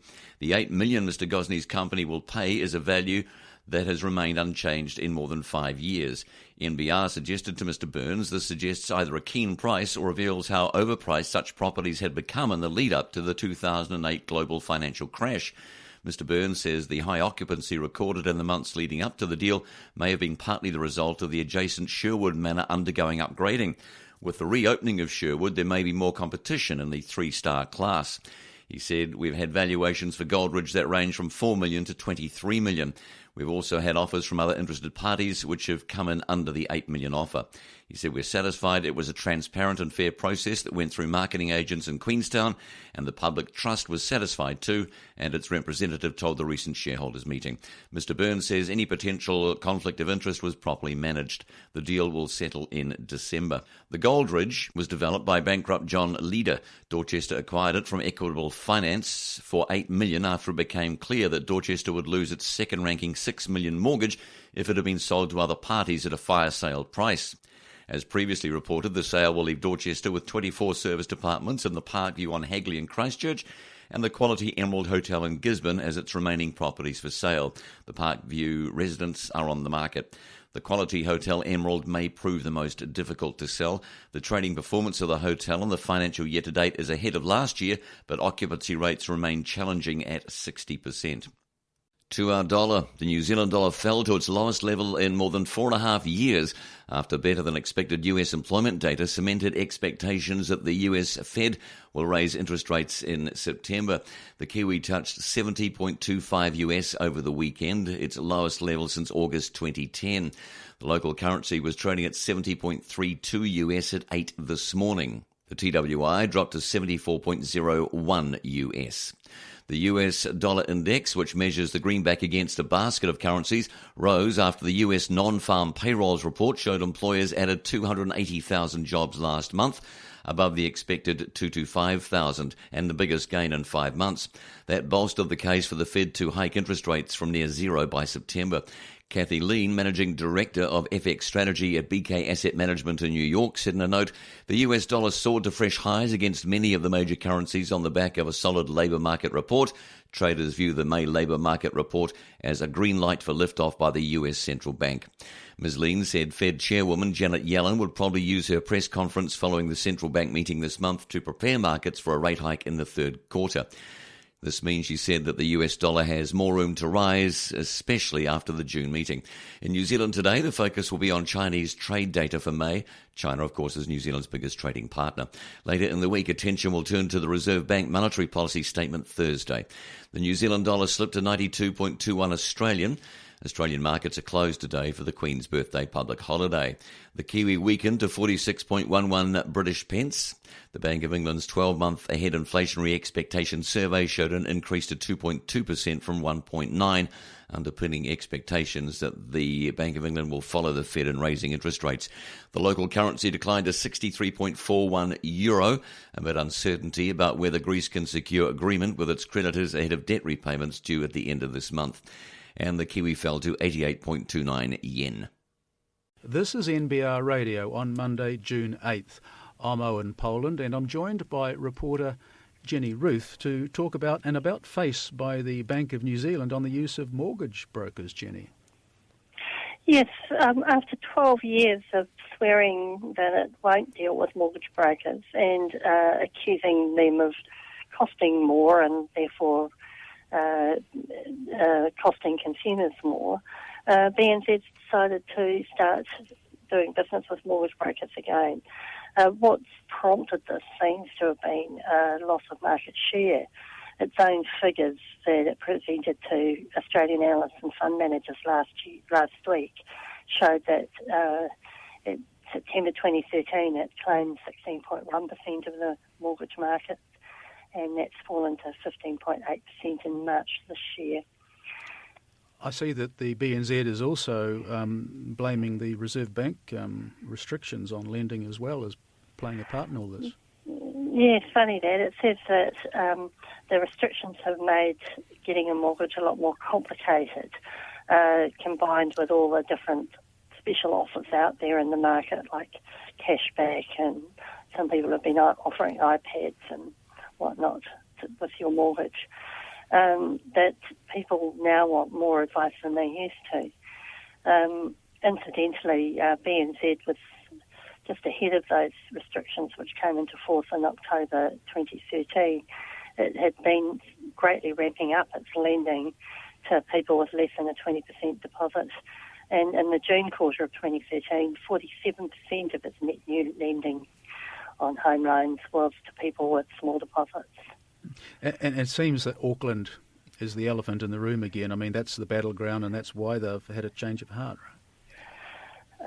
Well, I'd say it was always hard to understand why it wasn't dealing with mortgage brokers. But yes, it's saying that it estimates that brokers nationwide have about 22% of the market. But in Auckland, it says that brokers could have as much as 40% of the market. Now that's a lot of market not to play in, especially if you're targeting Auckland as a growth area. And BNZ says that currently it's got less of the Auckland market than its share overall warrants. Now, part of the announcement has been that the BNZ is going to go with NZ Financial Services Group. What's the attraction with them? They're the largest aggregator group of mortgage brokers in New Zealand. To begin with, it's only going to be dealing with 100 of them. As you'd expect, when you're introducing a new line of business, you've got to ramp up your back office and have the people in place to deal with them. So it's starting off with 100, and it hopes to get that up to 450 by the end of the year, and it will be in a position to deal with all mortgage brokers within 5 years. And given that back in the day the BNZ said they weren't using brokers because they could offer customers directly, cut price deals without the commissions, does that assume that by now paying brokers commissions, their rates might not be as competitive as they would otherwise have been? Well, that was always a specious argument. There's a cost to writing mortgages, whether you do it through a mortgage broker or through your own branch network. Branch networks are very expensive. Incidentally, BNZ used to have mobile mortgage managers, but it canned them too, I think, in 2009. But now it's decided it needs them again, so it's hiring new mortgage managers. Interesting stuff, Jenny. Thanks very much. That's NBR journalist Jenny Ruth. You're listening to NBR Radio. Upgrade to My NBR Radio with a smartphone-only subscription to NBR Online today for free and receive unlimited access to NBR Online on your smartphone until August 31st. Visit www.nbr.co.nz/free. To the dairy industry, Fonterra won't confirm consulting firm McKinsey & Company is participating in a review of management performance at the world's largest dairy exporter, even though its shareholders' council has praised the appointment. The review was referred to obliquely in April as part of an announcement that Fonterra management team member Jacqueline Chow was being appointed to a new role, Chief Operating Officer Velocity, in charge of driving the value-add side of the business harder. Following reports that McKinsey & Company is involved, Ms. Chow said, "We do not discuss any of our commercial relationships in public." But when questioned on McKinsey & Co. taking part in the review, Fonterra Shareholders Council Chairman Ian Brown said that was already known and that it was a good idea to have an external party review management performance. He said you can get too close to things and need a fresh set of eyes to see what you're not seeing. Fonterra's farmer suppliers have given the management the message they want to see the value-add strategy deliver better results given the current low dairy prices and a forecast farm gate milk price payout for the season and next. That will lead to many farmers having negative cash flow and could force some heavily indebted suppliers to foreclose on their farms. This season's forecast pay is at 440 kilogram of milk solids, and the opening forecast for the 2015-16 season is 525, while Dairy New Zealand has said the break-even point for farmers is 570. The difference between this year's payout and last year's record 840 strips about $7 billion out of the economy. Fonterra said today it's not commenting beyond the April statement, which announced Ms. Chow would lead a team including internal and external expertise to work with Fonterra's management to boost performance across the co-op and deliver more cash to farmers. That statement said everything was in scope and we're taking nothing off the table. Progress made will be presented to farmers at Fonterra's annual meeting in November, the statement said. Fonterra used another team of external advisors in 2013 to review its handling of the botulism scare. The inquiry found a lack of senior oversight of crucial decisions and the need to address a Fortress Fonterra perception held by a high number of key stakeholders. Last year, McKinsey & Co., in a report commissioned by the Business Council of Australia, said while New Zealand's dairy exports and milk production had boomed, Australia's had lagged behind. It advised Australia to emulate New Zealand in overlooking competition concerns and create a dairy monopoly like Fonterra. The firm was a key advisor on the New Zealand dairy industry's move to establish a mega co-op 14 years ago, and in 2002 it was also called in to review Fonterra's disputed governance practices following a surprise board resignation. Competition watchdog the Commerce Commission last week began a lengthy process that will look for evidence that Fonterra faces the competition its legislation was intended to ensure. If the review required under the Dairy Industry Restructuring Act 2011 finds competition is insufficient, it could try to force more on Fonterra. To wholesale trade figures, New Zealand's wholesale trade shrank in the first 3 months of the year, snapping 6 quarters of expansion, with a decline in goods derived from the primary sector leading the contraction. Seasonally adjusted sales fell 0.8% in the 3 months ended March 31st, turning around from 0.2% growth in the December quarter and posting its first decline since June 2013, according to Stats New Zealand. On an unadjusted basis, wholesale sales rose 1.8% to $20.92 billion from the same quarter a year earlier and extended its run of growth since December 2009. Stocks held at the end of the period were up 5.2% at $9.6 billion from March 2013.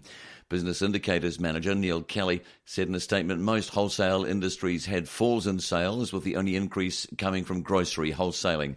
Wholesale trade acts as an intermediary between the manufacturer and the consumer, and the survey is typically watched by economists as it feeds into the national accounts and gross domestic product calculations.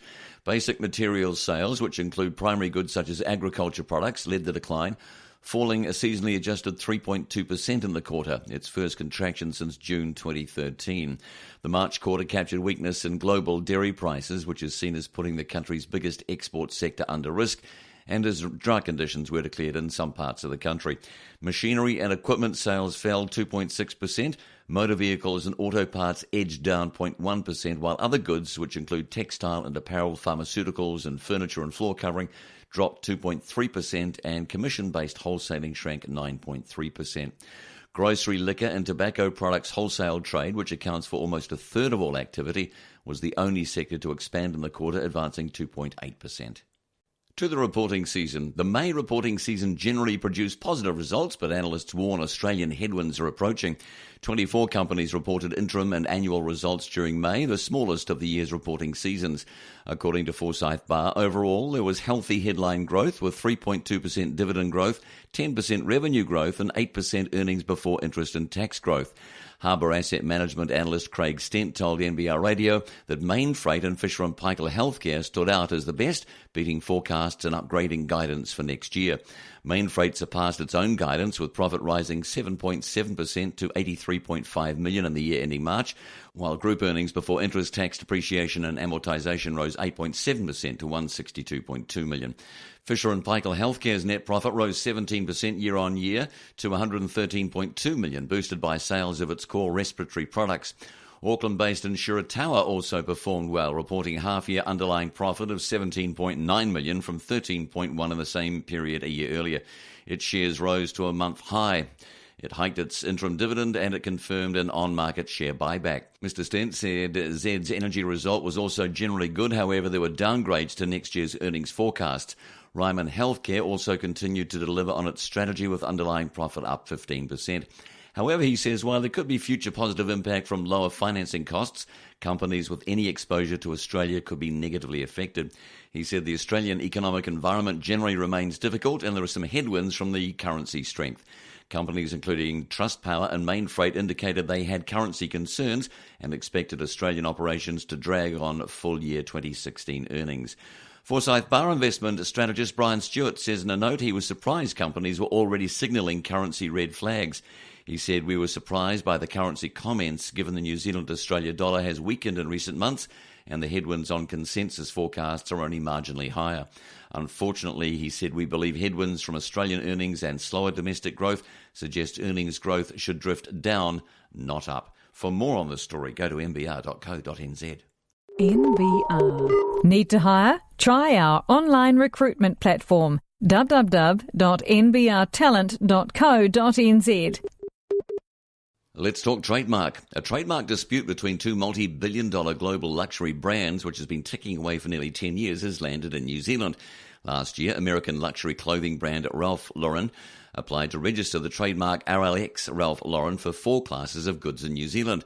But in February this year, the mark was provisionally refused following opposition from Swiss watchmaker Rolex. Documents released to NBR Radio show the opposition was filed in relation to one class of goods which encompasses jewellery, precious stones, timepieces and chronometric instruments. Intellectual property law firm Baldwin's is acting for Rolex. Associate Thomas Huthwaite says the complaint is that RLX Ralph Lauren is too similar to the various Rolex marks used and registered by the company in relation to the jewellery and watches class of goods. He says the similarity is likely to deceive or confuse consumers. The notice of opposition released to NBR adds there is no awareness, cognizance or knowledge of RLX Ralph Lauren's mark in New Zealand about watches, and the consumers would wonder if it was connected to the Rolex brand. It also says Ralph Lauren is aware of Rolex's objection to the RLX mark internationally, but has persisted in making the application in New Zealand. Mr. Huthwaite says the case might not be heard until next year, and any decision could then be appealed to the High Court.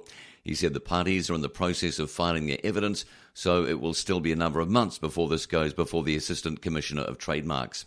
The trademark dispute continues a long-running international rift between the two luxury brand giants. Rolex first sought to bar Ralph Lauren from using the letters RLX in America in 2006, arguing consumers would interpret RLX as an abbreviation of Rolex. The RLX Ralph Lauren brand stands for Ralph Lauren Extreme, which represents the clothing brand sports apparel, and in 2012 the United States Patent and Trademark Office ruled against Rolex. It agreed with Ralph Lauren that because the brand was applied to a wide range of apparel and not just watches, it was unlikely to confuse consumers. World Week ahead. All eyes will be on Greece this week after Prime Minister Alexis Tsipras last week invoked an obscure International Monetary Fund rule from the 1970s to defer payment of €301 million of debt. Last Thursday, a day before the payment had been due, Greece told the IMF it planned to bundle all 4 of its June debt payments into one to be paid on June 30. It was only the second time the rule had been used after Zambia delayed a payment in the 1980s. Greece has no more prospect of meeting a jumbo payment at the end of the month than last week's single payment, meaning it's looming ever closer to default. But Mr. Tsipras has succeeded in winning more time, extending the standoff with the EU and the IMF. Mr. Tsipras plans to meet German Chancellor Angela Merkel and French President François Hollande on the sidelines of a summit in Brussels in 2 days. Both he and Finance Minister Yanis Varoufakis have rejected an offer from creditors that included measures such as cutting pension payments. Having told media after talks last week that he felt Greece was closer to an agreement with creditors, Mr. Tsipras referred to their demands on Friday as irrational and blackmailing. Miranda Zaffa, a former Greek representative to the IMF, told Bloomberg Mr. Tsipras has his back against the wall. If a deal is not reached next week in time for parliamentary approval of the deal, we're staring at disorderly default, deposit withdrawals, capital controls and social unrest. I think a deal is in the making. Greek 10-year bonds ended last week at a yield of 11.427%. The ATHEX General Composite Share Price Index dropped almost 5% to the lowest in almost 2 months. Ms. Merkel had hoped to reach the deal with the Greek government before the Group of 7 summit of leading industrialised nations, which began yesterday in Bavaria. The Guardian reported as host of the summit, Ms. Merkel has reportedly succeeded in ensuring the communiqué will include a long-term aim to limit global warming to below 2 degrees. Merkel wants countries to commit to the Green Climate Fund, which is aiming for US $100 billion by 2020. On Wall Street, the S&P 500 fell 0.1%, the Dow Jones Industrial Average fell 0.3%, rounding out the second weekly decline for US stocks. After stronger than expected payroll data stoked speculation the Fed will raise interest rates as soon as September. American companies added 280,000 jobs in May, beating estimates in the biggest gain for 5 months. The unemployment rate rose to 5.5% from 5.4% as more people entered the workforce. Economic data this week includes China's trade balance for May, expected to show a surplus of $54.7 billion, and the final estimate of Japan's first quarter GDP, both due today. US retail sales for May are due on Thursday, and both US producer prices for May and the University of Michigan's Consumer Survey of Sentiment for June due on Friday. Retail sales probably rose 1.3% in May after flatlining the previous month on an increase in vehicle sales. This is NBR Radio on Monday, June 8th. I'm Owen Poland, and joining me in the studio is reporter Tim Hunter with an update on Pumpkin Patch and its bid to raise equity or some new capital. Tim, I gather it's not a good news story. No, well, certainly as far as we understand it, they began this process of potentially finding a buyer or a cornerstone investor or raising some equity capital late last year. And they've just announced that that process has not led to any transaction or any kind of a deal, and they're going to carry on as they were before under their own steam. And I guess what we can take from this is that certainly they are not hugely well endowed with capital at the moment, and they have a lot of debt. And a transaction would have been certainly put them in a more comfortable position to focus on, I guess, the more strategic parts of their business and develop their operations. But so they haven't managed to raise any equity, and they haven't managed to sell the business. I don't think there's any way you can regard that as good news. No. The company indicated in its statement that it was going to focus on performance improvement initiatives. What does it need to do to get its house in order? That's not detail that I would really be able to get into. But the company is obviously suffering from its past in terms of its efforts to invest in growth overseas in America and so on, which haven't worked, and have left it with quite a bit of debt and responsibility there. So that's hampered their ability to focus on their actual core business. I suspect it's also quite a competitive market. They're selling children's wear and obviously selling it online, and you only have to go online and search for children's clothing to see just what a huge number of operators there are out there in that particular market. So it's highly competitive for them, and they've got this debt position. They've got debt facilities from ANZ, and they're getting close to expiry.